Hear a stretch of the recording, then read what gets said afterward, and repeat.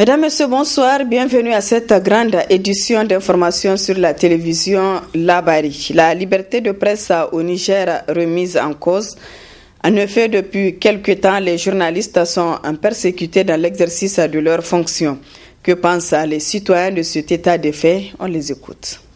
La presse est vraiment menacée. Et quand même, nous ne pouvons pas comprendre assez que la presse vient filmer ou bien vient prendre leur journal et vraiment ils sont menacés par la force de l'ordre. Et vraiment, nous voulons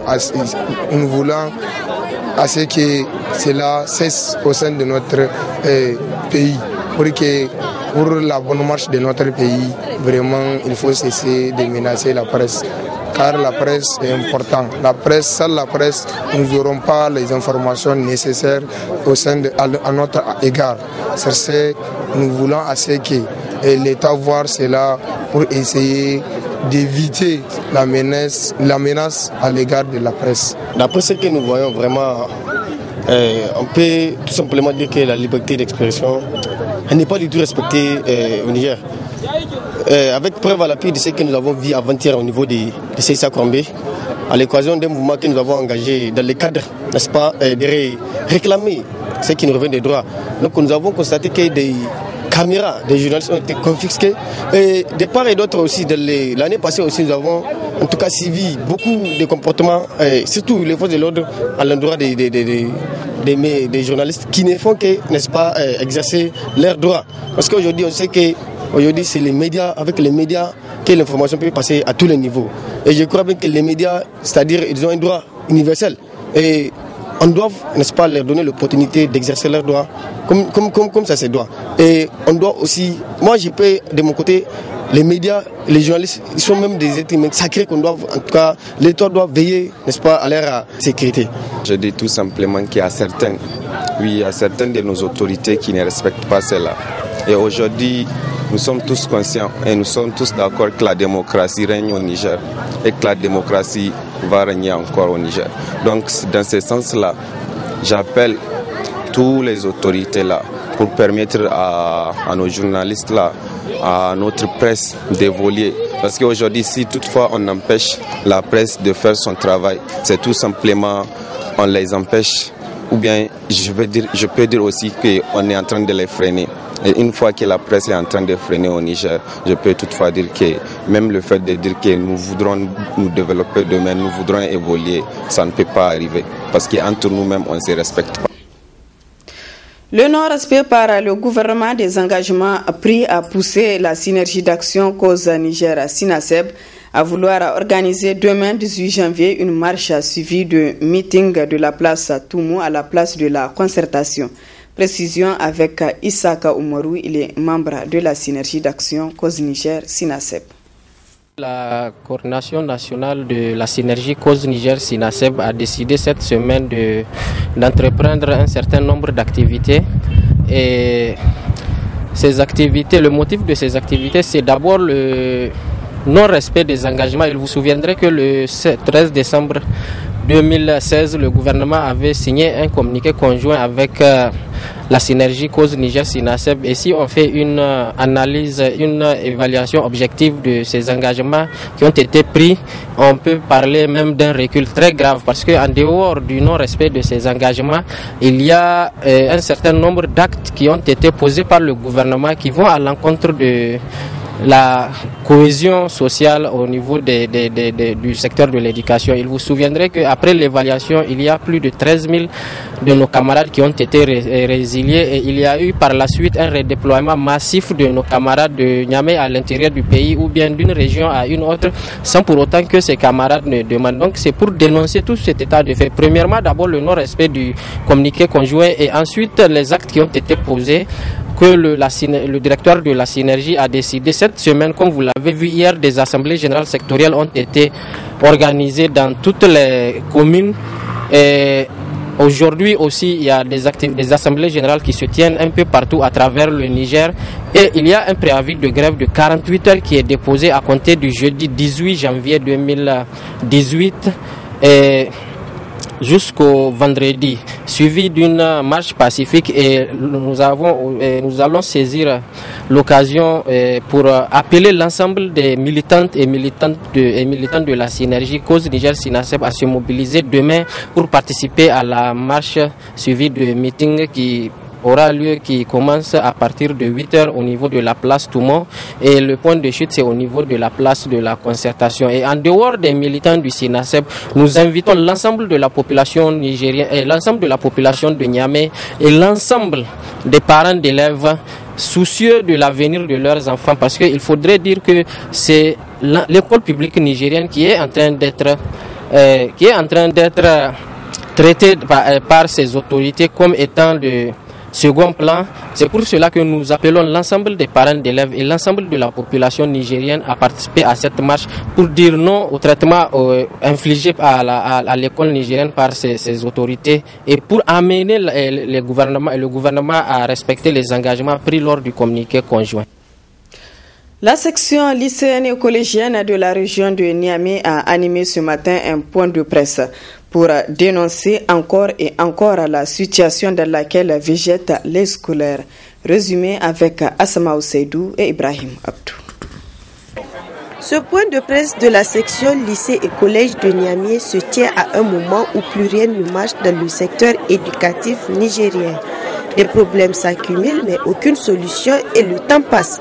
Aujourd'hui, il n'est insécure pour personne dans la région de Niamey. À peu près 20 écoles. Dans ces mêmes écoles, les camarades prennent les cours à même le sol, notamment ceux de 6e et 5e. Et s'agissant des manques d'enseignants, c'est un problème qui d'ailleurs se pose dans toutes les écoles de la région de Niamey. Et aussi, le manque des agents auxiliaires, la question des latrines. Aujourd'hui, nous ne pouvons jamais accepter qu'on nous dise dans la région de Niamey, il y a des écoles là où il n'y a même pas latrine pour que les camarades puissent faire leurs besoins naturels. C'est inadmissible et insensé. La question d'électricité et eau dans certaines écoles qui d'ailleurs ne possèdent ni eau ni électricité. Ce qui a poussé la section lycée-collège de la région de Niamey de partir en mouvement le lundi 15 janvier et le mardi 16 janvier, qui d'ailleurs nous avons voulu faire un sitting au niveau du gouvernorat pour pouvoir montrer notre mécontentement. Suite à ça, une marche pacifique que nous avons voulu organiser. Les forces de l'ordre nous ont envahis au niveau de Korombé en nous jetant des gaz lacrymogènes jusqu'à ce que 50 élèves à l'état actuel qui s'étaient évanouis suite au gaz lacrymogène et une dizaine de nos camarades qui étaient blessés.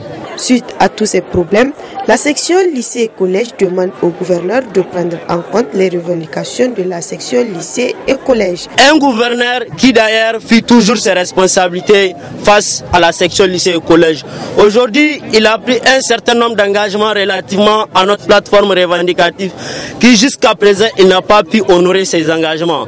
Par conséquent, c'est le lieu et l'endroit approprié de dire le mécontentement de la section lycée et collège et ce que la section lycée et collège a décidé suite à la majorité proposition de ces sous-sections et l'ensemble des scolaires de la région de Niamey qui ne désirent rien que de voir le gouverneur quitter d'ici une semaine. Si le fait de revendiquer leurs droits ou bien le fait de montrer leur mécontentement n'est pas autorisé, nous rappelons à ce gouverneur qu'il aille se référer, c'est un droit universel et qu'il sache que aussi les médias qui sont là, il doit à tout prix les respecter. Et les gardes aussi qui ont eu à franchir nos écoles en rentrant avec les véhicules en train de drifter au sein du lycée Issa Korombé, qu'ils sachent que tout comme leur camp est sacré, c'est même que nos écoles sont sacrées pour nous.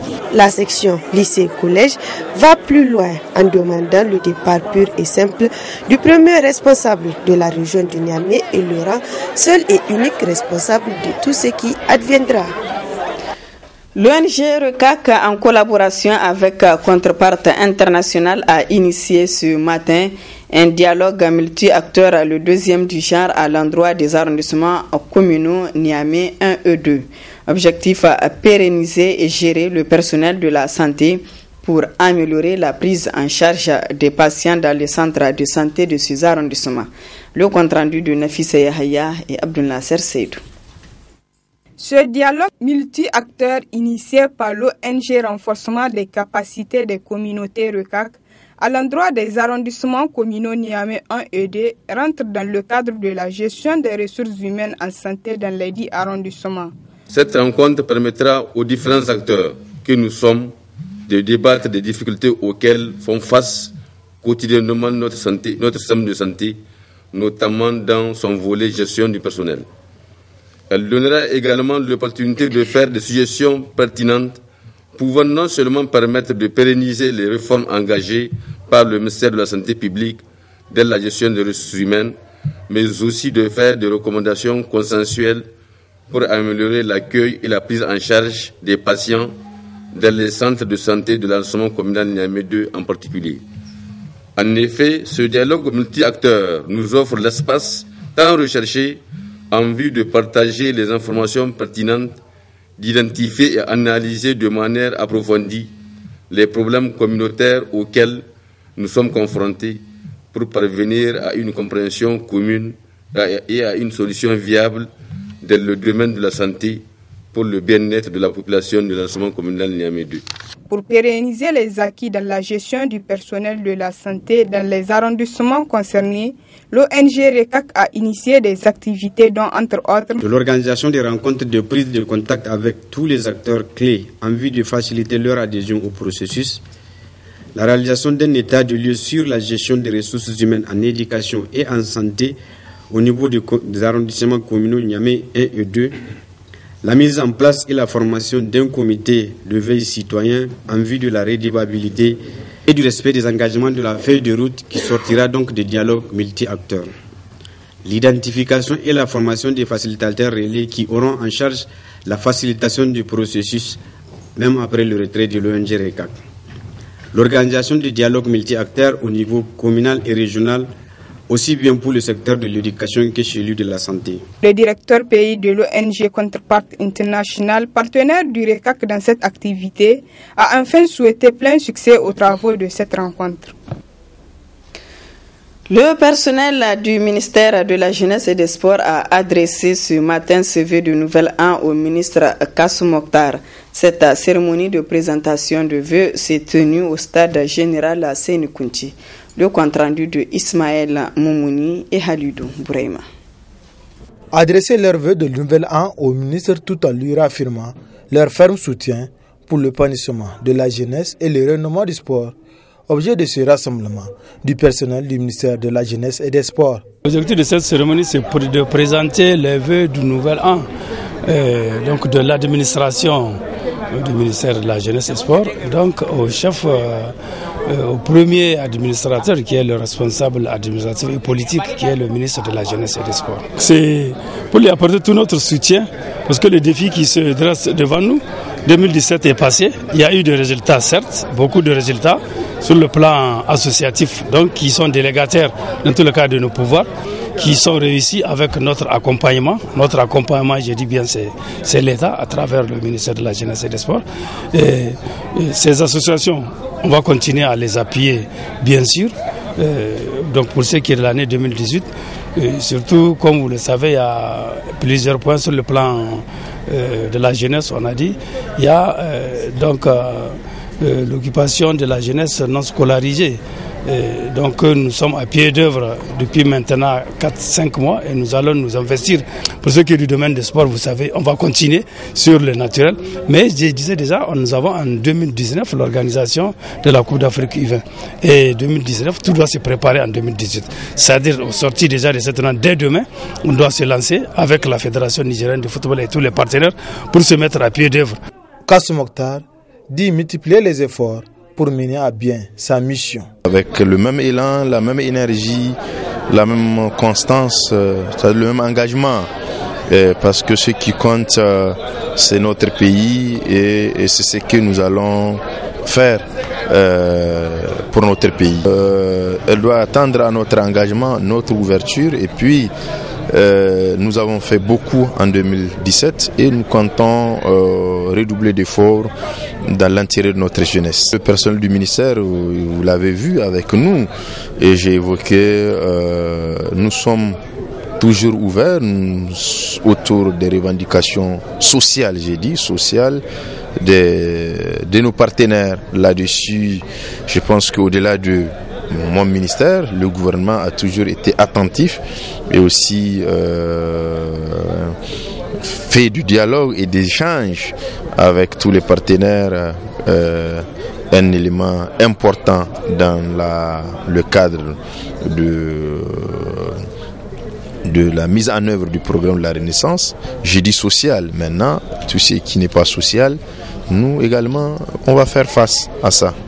D'ores et déjà, le ministère s'active pour la réussite de la Coupe d'Afrique des Nations de moins de 20 ans qui se tiendra au Niger en 2019.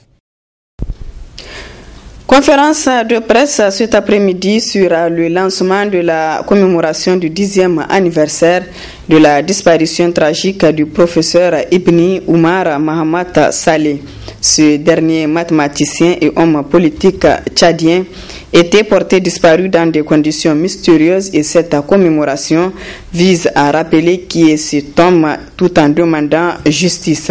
Relativement à cette conférence de presse, suivons un extrait de Kali Mahamat, il est activiste tchadien et membre du comité international d'organisation du 10e anniversaire. Cela fera 10 ans dans quelques jours que le professeur Ibn Oumar Mahamat Saleh a été enlevé devant sa famille et ses enfants à N'Djamena par des éléments armés identifiés comme appartenant à la garde républicaine du président Idriss Déby Itno. Depuis lors, malgré les multiples actions et pressions qui ont été exercées, aucune trace du professeur Ibn Oumar Mahamat Saleh n'a été exhibée. Depuis cette date, chaque année, sa famille politique, puisqu'il était le secrétaire exécutif du PLD et coordonnateur d'une plateforme des partis politiques de l'opposition, les Tchadiens et humanistes du monde commémorent cette date du 3 février qui a été baptisée au Tchad, journée des martyrs de la démocratie. Au Niger, cette commémoration est régulièrement organisée par la communauté tchadienne, mais aussi par le peuple nigérien. Il faut rappeler à ce titre qu'en effet, le professeur Ibn Oumar Mahamat Saleh, mathématicien de renommée internationale, a passé une partie de sa vie au Niger. Et en tant qu'enseignant de mathématiques à l'université Abdou Moumouni.